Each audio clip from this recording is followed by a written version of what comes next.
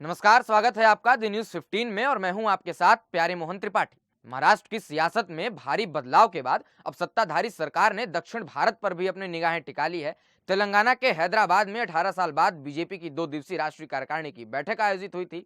वहीं इस बैठक के साथ बीजेपी का फोकस मिशन तेलंगाना पर है। जानकारी के लिए आपको बता दें कि अगले साल तेलंगाना राज्य में विधानसभा चुनाव होने वाला है, जिसके लिए बीजेपी पहले से ही तैयारियों में जुट गई है।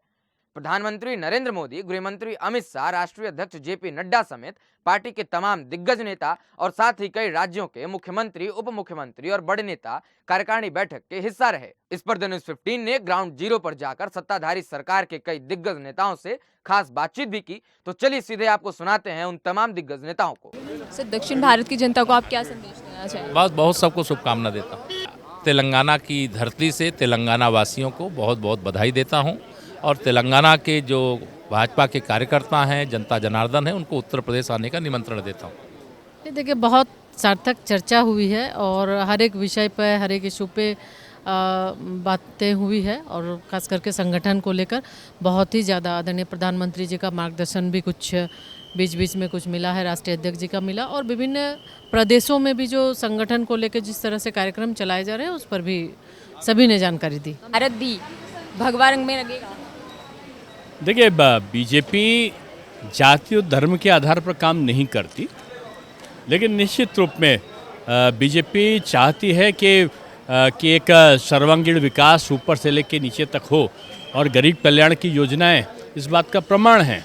और बीजेपी ने जिस प्रकार की गरीब कल्याण की योजनाएं चलाई हैं उसका सीधा प्रभाव यहाँ पर पड़ा है और मैं समझता हूँ कि तेलंगाना बीजेपी की प्रतीक्षा कर रहा है। विश्व की सबसे बड़ी पार्टी बीजेपी है, उसका विस्तार हो रहा है और ख़ास तौर से दक्षिण में इसका जो विस्तार है वो बड़ा आशाजनक है। निश्चित तौर पर पूरे देश भर में भारतीय जनता पार्टी का विस्तार हो रहा है और उत्तर क्षेत्र में हम थे ही, दक्षिण क्षेत्र में आगे बढ़ रहे हैं। लोगों का विश्वास भी बन रहा है और हमारे प्रधानमंत्री जी ने जिस प्रकार के काम किए हैं गरीब कल्याण के, उन कामों को लेकर जनता उत्साहित है। दक्षिण में भी निश्चित तौर पर विस्तार होगा। दक्षिण भारत में इस बार कमल खिल पाएगा। बिल्कुल बिल्कुल, दक्षिण भारत में बहुत अच्छा पार्टी का एक मैसेज जो आप ओवीसी को देना चाहते हैं?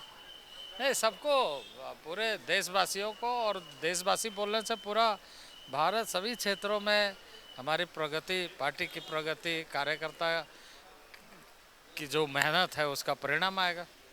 प्रधानमंत्री जी का जो मार्गदर्शन है वो हम सबके लिए महत्वपूर्ण होता है, लेकिन 2 दिन की जो हमारी राष्ट्रीय कार्यकारिणी है उसमें पार्टी के सारे वरिष्ठ नेता आते हैं। अध्यक्ष जी जो हैं उनका एक अध्यक्षीय भाषण होता है, अंत में इस प्रधानमंत्री जी का समापन भाषण था।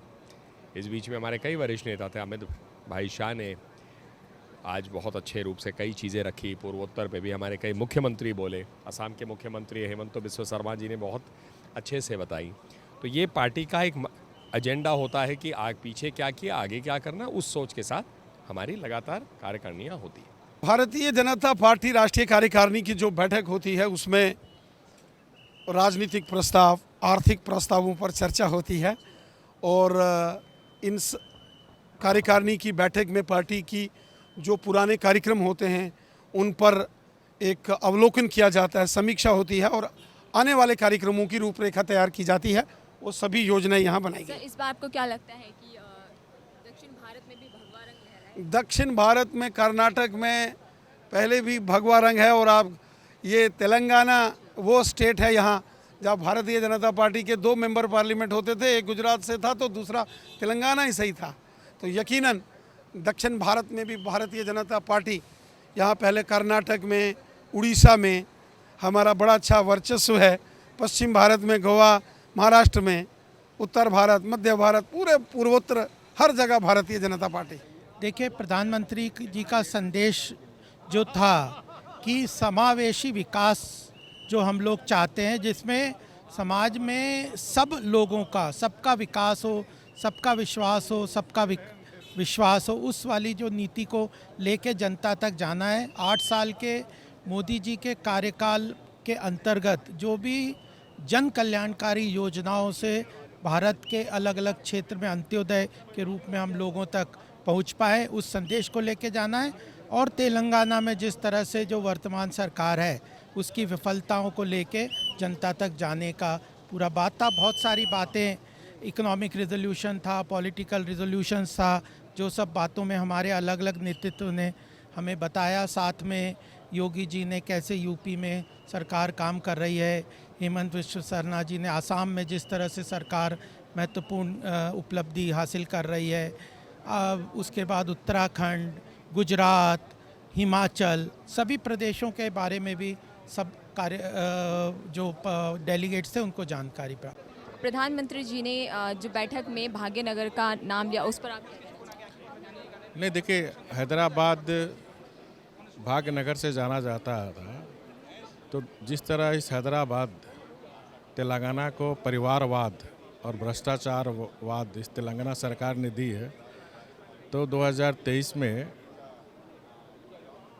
इस तेलंगाना से विकासवाद की राजनीति चलेगी।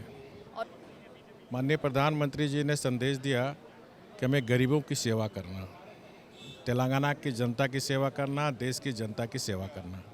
अब साथ ही आपको बता दें कि अपने पार्टी के मजबूती के लिए बीजेपी द्वारा तेलंगाना राज्य में कई बड़े कार्यक्रमों का आयोजन किया जाना है और इसी कार्यक्रम में पार्टी पल्ले गोसा भाजपा भरोसा के तहत 21 जुलाई से 15 अलग अलग स्थानों पर मोटरसाइकिल यात्रा की तैयारी कर रही है। ऐसा दावा है कि अभियान के दौरान पार्टी द्वारा प्रदेश में वर्तमान की केसीआर सरकार की असफलताओं के बारे में जनता को बताया जाएगा।